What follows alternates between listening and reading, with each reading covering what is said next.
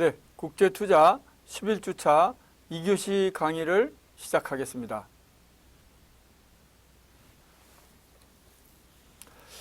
참고 1을 보시면 싱가포르의 신생명과학 이니셔티브 정책을 소개하겠습니다. 2001년에 10억 달러의 생명과학기금을 마련해서 생명 및 의학 분야의 다국적 기업 연구개발센터 건립을 지원하고 다양한 세제 혜택을 제공하고 있습니다. 싱가포르 정부는 이제 생명 및 의학 분야 신기술 도입 기업의 세금을 26% 감면해주고 생산설비 투자에 대해서 최대 50%까지 소득세 공제 혜택을 제공하고 있습니다. 국가과학 장학금 2억 8천만 달러 규모를 조성하는 등 생명 및 의학 분야의 핵심 인재 육성과 확보에도 주력하고 있습니다. 해외 유수 대학 및 기업과 싱가포르 대학 간의 공동 연구와 산학 협력을 장려하고 있습니다. 싱가포르 국립대학은 미국의 명문 대학인 듀크 대학과 공동으로 의학대학원을 설립한 바 있습니다. 싱가포르의 생명과학산업은 2000년에서 2006년간 연평균 20% 이상 성장하는 등 싱가포르의 주력 산업으로 부상하고 있습니다. 바이오 산업의 2006년 총 부가가치 창출액은 12.7억 달러에 이르고 있습니다. 미국의 일라이 릴리, 스위스의 노바티스, 프랑스의 사노피, 아벤티스 등 세계적인 제약회사들이 싱가포르에서 임상실험센터를 운영하고 있습니다. 이제 두 번째, 대만에 대해서 살펴봅니다. 대만은 인구가 약 2,300만 명 정도고요. 대만인이 84%, 중국 본토인이 14%, 원주민이 2%를 구성하고 있습니다. 1인당 GDP는 한 2만 3천 달러 정도에 이르고 있고요. 산업구조는 서비스업이 64%, 제조업 34%, 농업 2%를 나타내고 있습니다. 이렇게 개각적인 대만의 상황에 대해서 알려드렸고요. 대만은 이제 OEM, ODM 생산 기지에서 OEM이란 우리가 주문자 상표 부착 생산을 의미합니다. ODM은 제조자 개발 생산을 의미합니다. 이렇게 OEM, ODM 생산 기지에서 다국적 기업 연구개발센터로 변신하고 있습니다. 즉 대만은 2000년대 초에 기존 OEM, ODM 방식의 산업구조에서 탈피하기 위해서 외국 기업의 연구개발센터 유치 등 지식추구형 IFDI 정책을 강화한 바 있습니다. 이에 배경으로 이제 중국 제조업의 성장으로 생산 기술에 의존한 OEM, ODM 방식만으로는 지속 가능한 경제 성장이 불가능하다는 판단을 지적할 수 있습니다. 세금 감면 및 기술 인력 지원을 핵심 내용으로 하는 다국적 기업 혁신 연구개발센터 설립 프로그램을 2002년에 시행한 바 있습니다. 대만 정부는 2002년 이후 5년간 각종 지원을 통해서 다국적 기업들의 연구개발센터 31개를 유치한 바 있습니다. 대만 정부가 주도하는 2만 5천 평 규모의 소프트웨어 파크를 2002년 타이페이 외곽의 난강에 조성한 바 있습니다. 참고 2를 보면 난강 소프트웨어 파크에 대해서 소개하고 있습니다. 2002년 완공된 국책과학기술단지로서 외국 기업에게 파격적인 인센티브를 제공하고 있습니다. 예를 들면 입주 기업에게 임대료를 2년간 40%, 이후 2년간은 20% 감면하고 입주 후 20년이 지나면 건물 소유권을 양도하고 있습니다. 단지 내 기술 개발과 생산에 필요한 설비 외에 금융센터, 의료설비, 생활편의시설 등을 구비하고 있습니다. 인텔, IBM, 소니, AMD 등 다국적 기업의 연구소를 포함해서 모두 320개 사가 입주하고 있고요. 입주율은 98%, 17,000여 명을 고용하고 있습니다.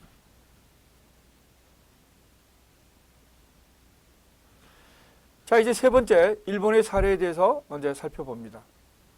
일본은 이제 인구는 한 1억 3천만 명 정도고요. 1인당 GDP는 한 3만 5천 달러에서 7천 달러 요 사이를 왔다 갔다 하고 있습니다. 산업구조는 서비스업이 72%, 제조업이 27%, 농업이 1%서 전형적인 선진국의 산업구조를 나타내고 있다고 할 수 있죠. 자, 일본은 이제 M&A 규제 완화 등을 통해서 IFDI 유치 정책을 시행하고 있습니다. 자, 우리가 일본은 전통적으로 이제 밖으로 나가는 투자를 주로 한 국가였죠. 그래서 전통적으로 OFDI 위주의 국가였지만 중국 등 신흥시장으로 IFDI가 집중하는 데 대한 대응책으로서 2003년부터 M&A를 통한 IFDI 유치에 중점을 둔 IFDI 촉진 프로그램을 추진하고 있습니다. 1단계, 2단계로 나눠볼 수 있는데요. 1단계는 2003년 3월에서 2006년 5월까지입니다. 외국인 직접 투자가 5년간 2배 증가하는 것을 목표로 선언하고 외자 유치를 본격적으로 추진한 시기라고 할 수 있죠. 그래서 이 시기는 1단계는 IFDI 기반 조성기라고 평가할 수 있겠습니다. 자, 이 시기는 이제 인수합병, 합동회사 설립 등을 포함한 회사법 개정 등이 이제 핵심 내용이 되겠습니다. 2단계는 이제 2006년 6월에서 2010년 12월까지인데요. 2010년까지 IFDI를 경상 GDP의 5% 수준으로 높이는 것을 목표로 설정한 시기입니다. 이제 IFDI 가속기라고 이제 평가할 수 있겠죠. 그래서 삼각합병을 허용하는 등 외국 기업의 일본 기업 M&A에 대한 규제를 대폭 완화하게 됩니다. 삼각합병이라는 것은 자회사가 모 회사의 주식을 이용해서 다른 회사를 M&A하는 행위로서 2007년 5월부로 허용되고 있습니다. M&A를 통한 IFDI 유치 정책에 힘입어서 2007년 누적 IFDI는 15.4조 엔으로 2003년 대비 1.6배 확대된 것으로 나타났습니다. 경상 GDP 대비 IFDI 비중도 2003년 2.0%에서 2007년에는 2.9%로 증가한 것으로 조사되었습니다.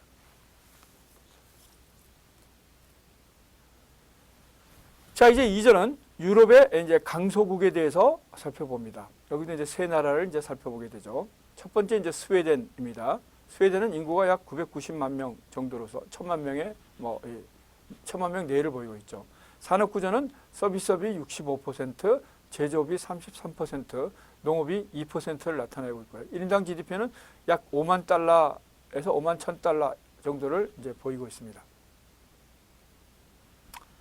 스웨덴은 이제 혁신력 산업 클러스터를 통한 IFDI를 유치하고 있습니다. 고임금, 고세율 등 불리한 투자 여건임에도 불구하고 첨단 기술 업종의 FDI를 유치하는 데 성공하고 있습니다. 잘 아시는 바와 같이 스웨덴의 인건비가 대표적으로 높은 그런 나라죠. 스웨덴의 인건비는 동유럽하고 비교하면 무려 평균 인건비가 6배에 이르고 있고 외자 유치를 위한 파격적인 인센티브도 우리가 앞에서 본 아시아 국가 특히 이제 싱가포르와 대만은 파격적인 인센티브를 제공했지만 여기 조사된 중국도 역시 마찬가지로 엄청난 초기에 개혁 개방할 때 엄청난 그런 파격적인 인센티브를 제공하면서 외투 기업들을 유치한 바 있죠. 근데 이 스웨덴 같은 경우는 파격적인 인센티브도 부재한 상황이죠. 오히려 이 법인세를 보면 상당히 이제 높은 편에 들어가는 국가입니다. 법인세는 2007년 기준 보면 28%로 헝가리의 16%, 폴란드 19%, 체코 21%, 이제 동유럽 국가들보다 월등히 높은 수준을 나타내고 있다고 평가할 수 있습니다. 이러한 불리한 여건에도 불구하고 임금이 이제 월등히 높죠. 법인세도 높죠. 그래서 이야말로 이런 상당히 이제 불리한 여건에도 불구하고 미국의 IBM, 미국의 제넨텍, 인도의 바라트포지, 독일의 BMW 등 다수의 이제 다국적 기업들이 정보통신, 생명공학, 자동차 및 차량 안전 시스템 등 다양한 분야에 적극적으로 투자하고 있습니다. 자, 이 같은 스웨덴의 IFDI 성공 요인은 글로벌 경쟁력을 갖춘 산업 클러스터의 존재라고 할 수 있겠죠. 자, 스톡홀름 북서부에 소재한 키스타 사이언스 시티는 실리콘밸리에 의해서 세계 2위의 IT 및 멀티미디어 클러스터로 평가되고 있습니다. 약 700개사의 입주기업 중 40%가 외국계 기업이고요. 세계 초인류의 GSM 무선통신 기술 등 350여 종의 핵심 기술을 보유하고 있습니다. 이외에도 이제 바이오 부분의 웁살라, 자동차 부분의 예테보리, 식품공학의 말메 등 다양한 산업을 주도하고 지원하는 혁신형 산업 클러스터가 활약하고 있습니다. 이러한 혁신형 산업 클러스터에 진출한 인류 기업들의 첨단 기술 개발이 상업화로 이어지고 결국 관련 기업들이 추가 입주하게 되는 이러한 선순환 구조가 형성되고 있습니다. 자, 우리가 이제 보면 산업 클러스터의 대체적인 그 형태는 우리가 한번 간단하게 지적하면요. 일단 대학이 있죠. 그죠? 그 다음에 기업이 있고 연구소가 있습니다. 요 세 가지가 이제 이 R&D와 관련해서 핵심적인 주체죠. 주로 대학은 이제 기초과학에 대한 R&D를 하죠. 뭐 화학, 물리, 수학 등. 그 다음에 기업은 이제 이걸 상품화하는 것이죠. 그죠? 대학이나 연구소에서 개발한 이런 기초과학적인 거를 이제 상품화하는 것이고. 자, 연구소는 대학보다는 보다 특화된 분야의 R&D를 한다고 보시면 됩니다. 대학은 좀 더 광범위한 분야의 R&D, 연구소는 좀 더 특화된 부분의 R&D. 이렇게 이제 좀 대학이나 연구소에서 나온 R&D의 성과를 기업은 그걸 이제 상품화시키는 그런 역할을 하게 되죠. 이게 이제 대표적인 산업 클러스터에 여기에 이제 여러 가지 행정적인 조치들을 또 서비스하는 이런 것들이 얼마나 이제 유기적으로 경쟁력 있게 연계되어 있는가가 결국 산업 클러스터의 경쟁력인데 이것이 바로 이제 스웨덴의 경우에는 뭐 여러 가지 불리한 여건에도 불구하고 잘 갖추어져 있다는 그런 얘기입니다.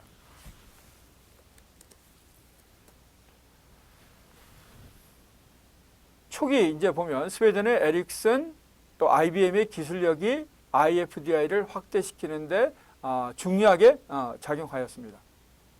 1976년에 에릭슨과 IBM이 입주했는데요. 이것이 이제 1970년대 말에서 1980년대로 오면 관련 업체 경쟁사가 추가로 이제 입주하게 되고요. 1990년대로 오면 벤처 기업이 또한 입주하게 되고 2000년대로 오면 디지털 기술 융복합화로 인해서 무선통신 분야의 대기업이 합류하게 됩니다. 시기별로도 이제 그야말로 정말 고도화되는 차원에서 스웨덴의 산업 클러스터로 글로벌 다국적 기업들이 입주하게 된 것을 시기별로 이제 우리가 알 수 있죠. 자, 이제 두 번째 이제 스위스로 이제 가게 됩니다. 자, 스위스 인구가 한 820만 명 정도 되고요. 스위스는 이제 주로 세민족으로 구성되어 있습니다. 이 독일이 주축인 이제 게르만족 65%, 프랑스인 18%, 이탈리아인 10%를 가지고 있습니다. 그래서 산업구조는 서비스업이 73%, 제조업이 26%, 농업 1%, 1인당 GDP는 무려 한 8만 3천 달러에서 5천 달러 사이에 위치하고 있습니다. 엄청난 그야말로 고소득 국가죠. 자, 저도 스위스를 가봤습니다만은 이제 여행을 하다 보면은 이제 유럽 여행에서도 이제 몇몇 이제 핵심적인 국가들이 있죠. 이제 보면은 서부 지역으로 보면은 이제 뭐 프랑스, 이탈리아, 남부는 이제 스페인, 뭐 포르투갈 이렇게 되겠고 중부 지역으로 보면 독일, 뭐 오스트리아, 스위스, 뭐 이런 나라들이 이제 또 이제 대표적이라고 볼 수 있겠죠. 자, 스위스를 보면은 우리가 그냥 낭만적인 것을 많이 생각하게 되죠. 알프스 산맥이 주로 위치하면서 그야말로 낙농적인 그야말로 뭐 이 그림 엽서에나 나오는 그런 아름다운 풍경들로 생각하지만 스위스는 이게 잘 이게 구비되어 있는 대표적인 국가입니다. 이 조그만 나라가 또 영세 중립국이죠. 그래서 그걸 선언하면서 가지고 있는 이 장점들을 뭐 제가 아까 민족 구성을 얘기했습니다만은 게르만족, 프랑스인, 이탈리아인 이 세 민족이 구성되어 있잖아요. 이 구성되어 있는 세 민족의 장점들이 그대로 다 녹아져 있다고 보는 것이 스위스라고 보면 됩니다. 게르만족의 그 합리성, 그 정밀함 이런 것들이 이제 스위스의 이제 기계 공업 이런 거 또 대표적으로 이제 스위스 하면은 또 시계 산업이 생각나지 않습니까? 고급 시계. 그 다음에 이제 이 프랑스가 가지고 있는 이 게르만족과 이탈리아의 한 중도적인 입장이 되죠. 프랑스가 가지고 있는 그 제약이라든가 이런 분야. 그 다음에 이탈리아인들의 그 섬세한 디자인 능력 이런 것들이 이제 그야말로 다 뭉뚱그려져서 총체적으로 스위스를 구성하고 있다고 보면 됩니다. 자, 이제 결국은 스위스도 역시 바이오 클러스터가 IFDI를 활성화시키는 데 크게 기여했는데요. 화학, 제약, 정밀기계 분야의 산업 경쟁력을 기반으로 해서 1990년대 초부터 바이오 산업을 주력 산업으로 육성하였습니다. 97년에 매드테크 이니셔티브 프로그램을 통해서 유전과학 연구를 적극적으로 이제 지원한 바 있습니다. 스위스 정부는 이제 2003년까지 연방 예산 4,600만 달러를 포함해서 총 1억 1,000만 달러의 자금을 150개 이상의 연구개발 프로젝트에 투자한 바 있습니다.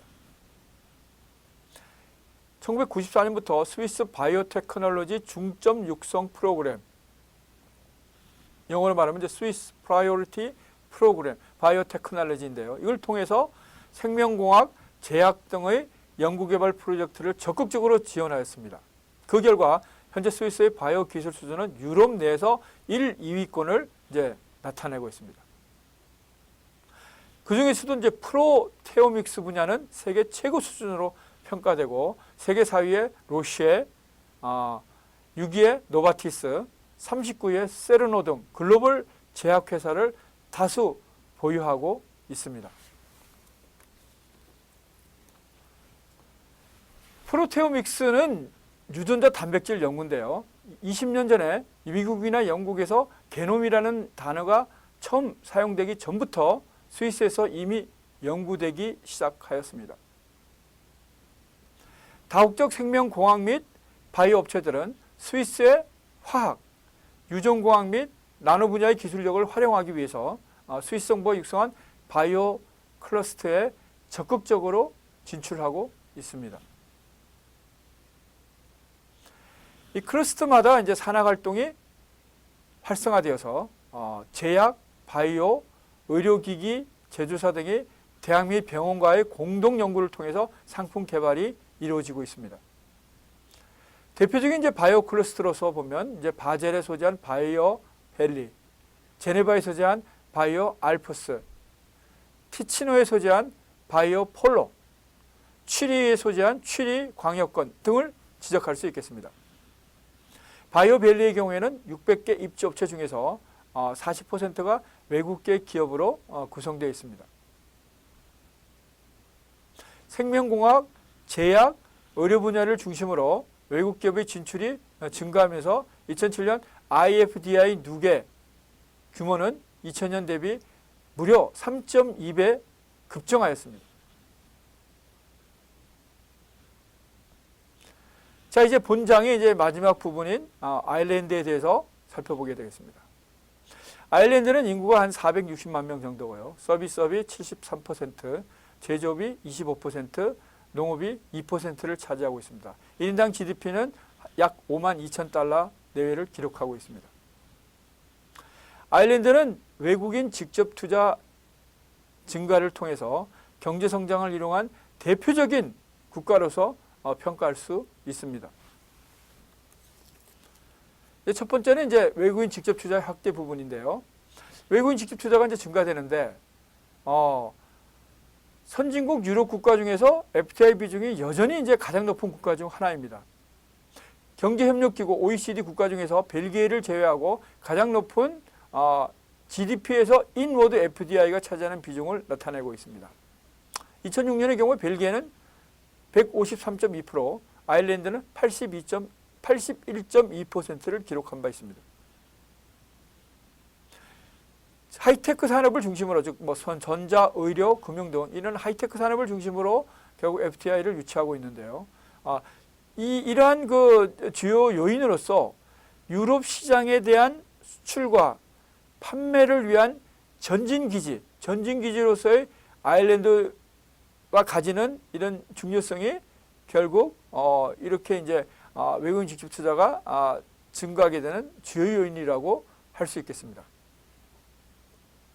즉 다시 얘기하면 아일랜드에 대한 투자는 이러한 지리적인 요인, 즉 유럽연합에 대한 접근성이 매우 중요한 요인으로 작용한다는 것이죠. 이러한 외국인 직접 투자가 아일랜드에 미치는 경제적인 효과는 결국은 한 세 가지로 볼 수 있겠습니다. 이러한 FTI 유치로 인한 투자 확대로 귀결되는 것이 결국 고용을 증가시키고, 고용이 증가된다면 결국 실업이 감소되게 되겠죠. 이러한 측면. 두 번째는 법인 세수 및 기타 조세 수입의 증가, 국가 재정에 이제 기여한다는 것이죠. 그다음에 세 번째는 다국적 기업의 새로운 상품 출시로 인한 그 파급 효과. 이거는 뭐 아일랜드인의 결국 이제 뭐 복지로 이어지게 되겠죠. 1990년대 아일랜드로 유입된 FDI는 아일랜드 경제 성장을 실질적으로 주도하는 역할을 수행했는데요.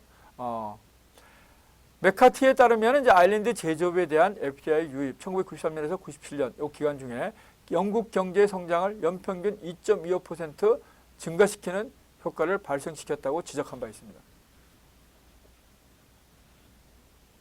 물론 일부에서는 외국인 직접 투자가 증가한 반면에 아일랜드 전통 기업과의 상호작용이 결여됨으로 인해서 결국 FDI 국내 경제에는 파급 효과의 이런 미약하다는 이런 일부 결국 FDI에 대한 비판론이 제기되고도 있습니다.